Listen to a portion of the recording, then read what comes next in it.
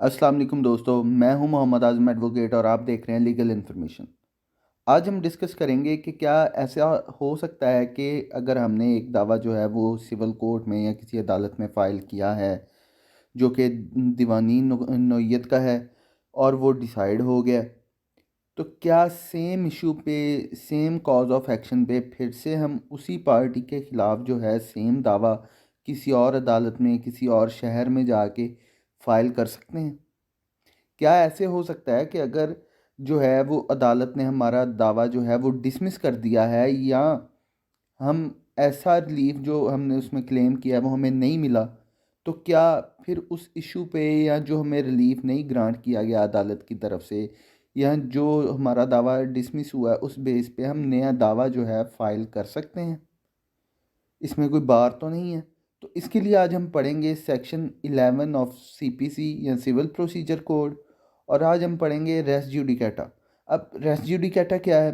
ये सीपीसी में एक सेक्शन जो है 11, ये बार दे दी गई है, ये बार लगा दी गई है कि आप जो है वो एक नया दावा दायर नहीं कर सकते। कब? जब आपने एक फॉर्मल सूट फाइल किया, वो डिसमिस हो गया, या वो रिलीफ आपको जो आपने मांगा है मेन रिलीफ के साथ सब्सिक्वेंट रिलीफ मांगा है, अगर वो आपको नहीं दिया गया, तो फिर आप एक नया दावा जो है वो फाइल नहीं कर सकते उसी सेम इशू पे। तो आज हम पढ़ेंगे सेक्शन 11 ऑफ सीपीसी जो कि है रेस जुडिकेटा के बारे में। तो पढ़ते हैं जी। No court shall try suit or issue in which the matter directly and substantially in issue has been directly and substantially in issue in a former suit between the same parties. अब section 11 में एक एक बात का इजाफा कर दिया गया है कि no court shall try suit or issue, जबकि जो सेक्शन 10 था उसमें सिर्फ सूट के बारे में बात की गई थी। अब यहाँ पे इशू को भी ऐड किया गया। अब इशू क्या होते हैं? जो भी हमारे प्लीडिंग्स होती हैं, दावा होता है, जवाब दावा होता है, तो उसमें एक पार्टी जो है वो कोई एलिगेशन या कोई बात को अलेज कर रही होती है, और दूसरी पार्टी या तो उसको एडमिट करती है या उसको डिनाई करती है। तो दोनों पार्टीज़ की जो प्लीडिंग्स हैं उनको देखते हुए कोर्ट इशू फ्रेम करती है। तो ये उस इशू की बात करती है कि मैटर इन इशू है क्या, जो कोर्ट जो है वो इशू फ्रेम करेगी, ये उस इशू की बात हो रही है। तो फिर पढ़ता हूँ जी। No court shall try suit or issue in which the matter directly and substantially in issue has been directly and substantially in issue in a formal suit between the same party. मिसाल के तौर पे कि मैंने असलम के ख़िलाफ़ एक दावा फ़ाइल कर दिया है मुल्तान में कि ये जो घर है जी ये मेरा है, ये मेरी मलकियत है, ये मुझे इनहेरेंट हुआ है, मेरे बाप की वसीयत जो है विरासत से मुझे मिला है। तो जो असलम है वो इस बात को डिनाई करता है। असलम कहता नहीं जी ये तो मेरा घर है। तो मैंने मलकियत की बेस पे जो मेरा मैटर इन इशू था वो डायरेक्टली हो या सब्सटेंशली हो, जो मैंने सूट फाइल किया है मुल्तान में, वो मलकियत की बेस पे किया है। अब वो सूट अगर मेरा डिसमिस हो जाता है और मैं लाहौर में आके दोबारा सेम इशू पे, सेम सब्जेक्ट मैटर पे, असलम के ख़िलाफ़ ही सेम कॉज ऑफ एक्शन पे, मलकियत की कॉज ऑफ एक्शन पे जो है सूट फाइल करता हूँ। अब मेरा फॉर्मल सूट जो था वो भी असलम के ख़िलाफ़ था, सेम पार्टीज़ थी, और मलकियत की बेस पे मैंने मुल्तान वाला सूट फाइल किया था, और सेम सूट मैंने लाहौर में फ़ाइल किया है। तो सेक्शन 11 कहता है कि जो फॉर्मेट सूट है उसमें जो मैटर इन इशू है वो डायरेक्टली हो या सब्सटेंशली हो, वो सेम हो, और जो नेक्स्ट सब्सिक्वेंट जो मैं सूट फाइल करूँगा लाहौर में आके, उसमें भी सेम हो, पार्टीज सेम इशू हो, सेम कॉज ऑफ एक्शन हो। तो कोर्ट जो है ऐसे इशू को या ऐसे सूट को जो है उसको एंटरटेन नहीं करेगी, उसको ट्राई नहीं करेगी। और between parties under whom they or any of them claim litigating under the same title। अब टाइटल क्या है? टाइटल मैंने जो मुल्तान वाला सूट फाइल किया है वो भी मैंने असलम के ख़िलाफ़ किया है, और जो मैंने लाहौर वाला सूट है वो भी मैंने असलम के ख़िलाफ़ किया है, और टाइटल सूट का जो है वो सेम है, कॉज ऑफ एक्शन भी दोनों सूट्स में सेम है, और जो टाइटल है पार्टीज़ हैं वो भी सेम है।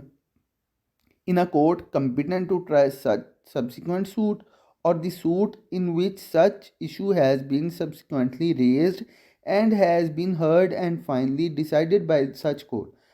अब यहाँ पे कह रहा है कि जो मैंने दूसरा सूट फाइल किया है लाहौर में आके, अगर वही सूट मैं मुल्तान वाली अदालत में, जहाँ पे मैं पहला सूट मैंने फ़ाइल किया था, वहाँ पे अगर मैं वो वाला सूट फाइल करता जो कि मैंने लाहौर में फ़ाइल किया है, तो वो जो कोर्ट थी मुल्तान वाली, वो कम्पिटेंट थी, वो उस पर जुरिस्डिक्शन रखती थी कि वो उसको ट्राई कर सके अब या उसका फ़ैसला कर सके। अब मैं इसको थोड़ा सा शॉर्ट कर देता हूँ। सेक्शन 11 कहता है कि कोई ऐसा सूट या कोई ऐसा इशू जिसमें पार्टी सेम हो, कॉज ऑफ एक्शन सेम हो, सब्जेक्ट मैटर सेम हो या मैटर इन इशू जो है वो सेम हो, ऐसा सूट उसको जो है कोर्ट डिसाइड नहीं करेगी, ट्राई नहीं करेगी अगर उससे पहला जो सूट है वो फाइल हो चुका है, उसका फ़ैसला हो चुका है। मिसाल के तौर पे मैं मिसाल दे देता हूँ एक, कि मैंने असलम के ख़िलाफ़ मुल्तान में एक सूट फ़ाइल किया कि ये जी मेरी मलकियत से डिनाई कर रहा है, ये मुझे इनहेरेंट हुआ है, ये मुझे मेरी बाप की विरासत से मिला है घर, मैं इस घर का मालिक हूँ। और असलम जो है वो इस बात को डिनाई कर रहा है कि ये जी ये तो मेरा घर है, आपने मुझे सेल कर दिया।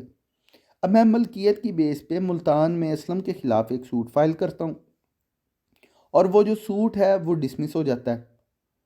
अब वहाँ पे तो फ़ैसला हो गया है मुल्तान में, अब मेरी बात नहीं बनी, मैं कहता हूँ जी यहाँ पे तो बात नहीं बनी। अब मैं लाहौर में जाके सेम मलकियत के इशू पे, सेम घर सब्जेक्ट मैटर पे, सेम पार्टी असलम के ख़िलाफ़, और टाइटल सेम होगा क्योंकि पार्टी सेम है, तो वही सूट उठा के मैं लाहौर में फ़ाइल कर देता हूँ। तो वो जो लाहौर में सूट मैं बाद में फ़ाइल करूँगा, जो लाहौर वाली अदालत है वो इसको एंटरटेन नहीं करेगी, उसको उस पे रेस जुडिकाटा जो है वो अप्लाई हो जाएगा। या इसमें यह भी कहा गया कि जो मैंने दूसरा सूट फाइल करना है लाहौर में, अगर मैं वही सूट मुल्तान में भी जो है फ़ाइल करता, तो वो भी जो कोर्ट थी वो कम्पिटेंट थी उसको ट्राई करने की और उसको डिसाइड करने की। तो ऐसा सूट जो पहले डिसाइड हो चुका है, सब्जेक्ट मैटर भी उसका डिसाइड हो चुका है, उस इशू पे भी कोर्ट ने अपना डिसीजन दे दिया है, उस सेम पार्टीज़ हैं, तो ऐसा सूट जो है उस सेम सूट में दोबारा पाकिस्तान की किसी अदालत में जाके नया दावा सेम इशू पे, सेम सब्जेक्ट मैटर पे, सेम कॉज ऑफ एक्शन पे and between the same parties दोबारा से दावा मैं फ़ाइल नहीं कर सकता, उस पर रेस जुडिकाटा अप्लाई होगा, कोर्ट उसको इन लिमिनी खारिज कर देगी।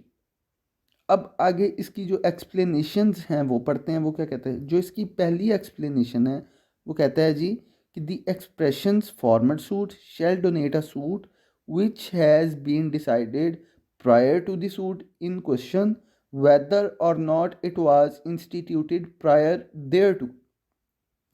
अब पहली जो एक्सप्लेनेशन है वो हमें कहता है कि जी ये नहीं देखा जाएगा कि मुल्तान वाला दावा जो है वो पहले फ़ाइल हुआ है या लाहौर वाला फ़ाइल हुआ है। मिसाल के तौर पे जो मैंने एक मुल्तान में दावा फ़ाइल किया है और उसके बाद मैंने लाहौर में भी सेम दावा फ़ाइल कर दिया एट द सेम टाइम, तो अगर मेरा लाहौर वाला दावा पहले उसका डिसीजन आ जाता है, वो डिसमिस हो जाता है, और जो मुल्तान वाला है उसकी प्रोसीडिंग्स अभी चल रही हैं, तो जब मेरा लाहौर वाला दावा जो है वो डिसाइड हो जाएगा तो मुल्तान वाले दावे पे प्रिंसिपल ऑफ या doctrine of res judicata apply हो जाएगी, उसको खारिज कर दिया जाएगा, कोर्ट उसको एंटरटेन नहीं कर सकती। अब एक्सप्लेनेशन इसकी दूसरी है। अब सेकंड एक्सप्लेनेशन क्या कहती है, for the purpose of this section the competence of a court shall be determined irrespect of any provisions as to a right of appeal from the decision of such court। अब दूसरी explanation कहती है कि हमने ये नहीं देखना कि जिस कोर्ट ने उस दावे को डिसाइड किया है उसके ऑर्डर के ख़िलाफ़ अपील लायक करती है या नहीं, उस ऑर्डर के ख़िलाफ़ अपील होगी या नहीं। जस्ट इतना इसके लिए इतना ही इनफ है कि वो कोर्ट जो है वो कम्पिटेंट है, वो पेक्यूनरी ज्यूरिसडिक्शन जो है उसकी उसको अलाउ करती है वो सूट एंटरटेन करने के लिए, उसकी टेरिटोरियल ज्यूरिसडिक्शन जो है वो उस कोर्ट को अलाउ करती है कि वो जो सूट फाइल हुआ है उसको एंटरटेन करे। तो जस्ट इतना ही इनफ है। अपील में नहीं हमने जाना, अपील का नहीं देखना कि उस कोर्ट के ऑर्डर के ख़िलाफ़ अपील होती है या नहीं। अगर वो उस कोर्ट को ट्राई करने की इख्तियार रखती है, उस सूट को वो कोर्ट उस सूट को डिसाइड करने का इख्तियार रखती है, उस पे उसकी टेरिटोरियल जुरिस्डिक्शन बनती है, उसकी पेक्यूनरी जुरिस्डिक्शन जो है वो इनफ है, तो इतना ही उसकी जुरिस्डिक्शन जो है उसकी कंपिटेंसी मापने के लिए काफ़ी है। एक्सप्लेनेशन 3 क्या कहती है? The matter above referred to must in the formal suit have been alleged by one party and either denied or admitted expressly impliedly by the other। अब तीसरी एक्सप्लेनेशन कहती है कि जो मैटर है जो फॉर्मल सूट में अलेज किया गया है, जो फॉर्मल सूट मुल्तान, आपने वो बात याद रखनी है कि जो पहला सूट है वो मैंने मुल्तान में फ़ाइल किया था जो कि मेरे ख़िलाफ़ हुआ है, और उसके बाद मैं लाहौर जाता हूँ नया suit same cause of action पे। अब जो मुल्तान वाला सूट है वो जो मैंने फ़ाइल किया है उस इशू पे, या तो फिर उस जो वो इश्यूज़ हैं उसको एक पार्टी एलेज करेगी और दूसरी पार्टी या उसको एडमिट करेगी या उसको डिनाई करेगी, वो एक्सप्रेसली करे या इम्प्लाइडली करे। अब इसकी एक्सप्लेनेशन जो 4 है ना जी, वो हम एंड पे ले जाएंगे, वो हम अभी नहीं पढ़ेंगे। अब एक्सप्लेनेशन पढ़ते हैं 5। एक्सप्लेनेशन जो है 5 वो क्या कहती है? Any relief claimed in the plaint which is not expressly granted by the decree shall for the purpose of this section deemed to have been refused. अब मैंने जो एक दावा फाइल किया है मुल्तान में, उसमें मैं एक एक रिलीफ के साथ कुछ और रिलीफ्स भी मांग लेता हूँ। मिसाल के तौर पे कि मैं कहता हूँ जी ये जो है इस पे जो है ये टाइटल मेरा है, लेकिन ये पोजेसन जो है वो असलम के पास है, और इस या मैं साथ में डैमेजेस क्लेम कर लेता हूँ। जो मेन रिलीफ है कोर्ट वो मुझे ग्रांट कर देती है, और जो मेरी डैमेजेस वाली जो मैंने रिलीफ क्लेम की है उसको डिनाई कर देती है, वो मुझे देती ही नहीं है, उस पर कोई फ़ैसला ही नहीं देती। तो फिर ऐसा ही समझा जाएगा कि जो है उसको रिफ्यूज़ कर दिया गया। अब हम इस बेस पे नया सूट फाइल नहीं कर सकते कि ये जी मैंने इसके डैमेजेस क्लेम किए थे, तो लिहाजा जो रिलीफ मुझे मुल्तान वाली अदालत से मिल गई है तो सेम कॉज ऑफ एक्शन उठा के और मैं उसमें ये अलेज कर दूं कि ये जी मैंने डैमेजेस मांगे थे, ये मुझे ग्रांट नहीं किए गए, तो लिहाजा मैं नया सूट फाइल करता हूँ। नहीं, इस पे प्रिंसिपल ऑफ रेस जुडिकाटा जो है वो अप्लाई हो जाएगा। वो जो सेकंड कोर्ट है जो आप दूसरा दवा फाइल करेंगे, वो कोर्ट यही प्रज्यूम करेगी कि जो आपको रिलीफ ग्रांट नहीं किया गया वो जो जो फॉर्मर कोर्ट थी उसने उसको रिफ्यूज़ कर दिया। अब इसकी एक्सप्लेनेशन जो छठी है जी वो पढ़ते हैं। Where persons litigate bona fide in respect of a public right or of a private right claimed in common for themselves and others, all person interested in such right shall for the purpose of this section be deemed to claim under the person so litigating। अब जो छठी explanation है ना वो कहती है कि अगर कोई बंदा किसी दूसरे लोगों के बिहाफ पे या अवामुन्नास के बिहाफ पे कोई सूट फाइल करता है या कोई रिट फाइल करता है, तो उस सूट का या उस रिट का या उस इशू का जो भी फैसला आएगा वो तमाम तर लोगों पर जिनके जिनके इंटरेस्ट के लिए उस बंदे ने वो सूट या रिट या इशू पे उसने एक फ़ाइल किया है अदालत में, उसका जो भी फैसला आएगा वो तमाम बंदों पर, उन तमाम अवामुन्नास पर जो है वो बाइंडिंग होगा। मिसाल के तौर पे ये पाकिस्तान में पिछले दिनों ये लॉग एक्ट का इशू चल रहा था। अब जो उसमें जितनी भी रिट्स हुई हैं, जो भी अदालतों के फ़ैसले आए हैं, क्योंकि अब सारे लोग तो रिट फाइल नहीं कर सकते, अब पूरे पाकिस्तान से तो लोग रिट फाइल नहीं कर सकते। अब अगर लाहौर में रिट्स फाइल हुई हैं तो उसमें जितने बंदों ने भी रिट फाइल किया उसका उस रिट का जो भी फैसला आएगा वो तमाम तर जो हैं वो स्टूडेंट्स पे बाइंडिंग होगा। ये यही समझा जाएगा कि जिन लोगों ने वो रिट्स फाइल की हैं उन्होंने सबके बिहाफ पे फाइल किया। तो फिर ये नहीं है कि कोई और बंदा उठ के वो क्लेम कर ले। अब जो भी उसका फैसला आएगा वो तमाम लोगों पर जो है वो बाइंडिंग होगा। अब हमारी एक एक्सप्लेनेशन जो है वो रह गई थी, अब इसको समझते हैं। ये असल में जो एक्सप्लेनेशन हमारी चौथी है ना, फोर्थ एक्सप्लेनेशन है, वो है कंस्ट्रक्टिव रेस जुडिकेटा के बारे में। अब कंस्ट्रक्टिव रेस जुडिकेटा क्या है कि आप जो है वो एक रिलीफ या आप कोई डिफेंस ले सकते हैं जो आपने सूट फाइल किया हुआ है, लेकिन आप उसमें वो नहीं लेते।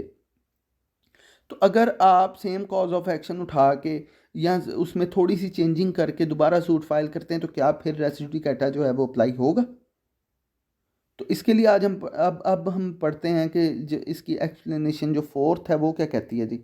Any matter which might and ought to have been made ground of defense or attack in such former suit shall be deemed to have been a matter directly and substantially in issue in such suit। अब जो इसकी explanation fourth है ना वो कहती है, मिसाल के तौर पे जैसे मैंने आपको पहले एक मिसाल दी है कि मैंने जो है वो असलम के ख़िलाफ़ मुल्तान में पहले एक दावा दायर किया, और मैंने किस बेस पे किया, उसका टाइटल क्या था, मैं मलकियत की बेस पे मैंने असलम के ख़िलाफ़ जो है वो दावा फ़ाइल किया कि मैं मालिक हूँ, तो ये हमारा कॉज ऑफ एक्शन है, ये इशू है, तो वो डिसाइड हो गया मेरे ख़िलाफ़। अब वो सेम कॉज ऑफ एक्शन जो है वो मैं उठा के लाहौर में ले जाता हूँ, लेकिन पहले मैं गया था मलकियत की बेस पे, अब मैं लेसर बन के चला जाता हूँ कि मैं तुझे ये जो है ये लीज पे ली थी, मैं लेसर हूँ, तो इसलिए जो है ये मेरे पे रेस जुडिकेटा जो है वो अप्लाई नहीं होता।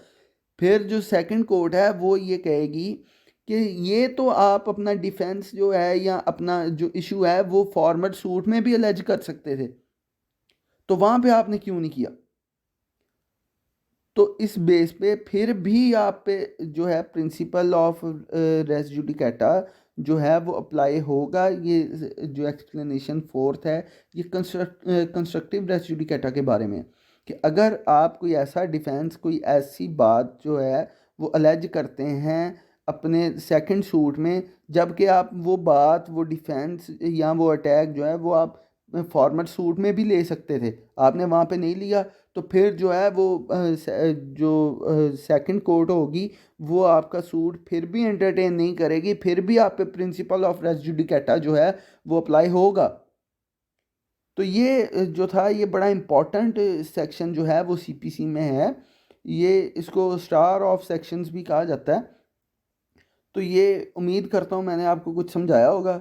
अगर आपको मेरी वीडियोस अच्छी लग रही हैं, समझ आ रही है, तो काइंडली मेरे चैनल को लाइक करें, शेयर करें, सब्सक्राइब करें और कमेंट करें और मुझे प्रमोट करें, इससे मेरी हौसला अफजाई होती है।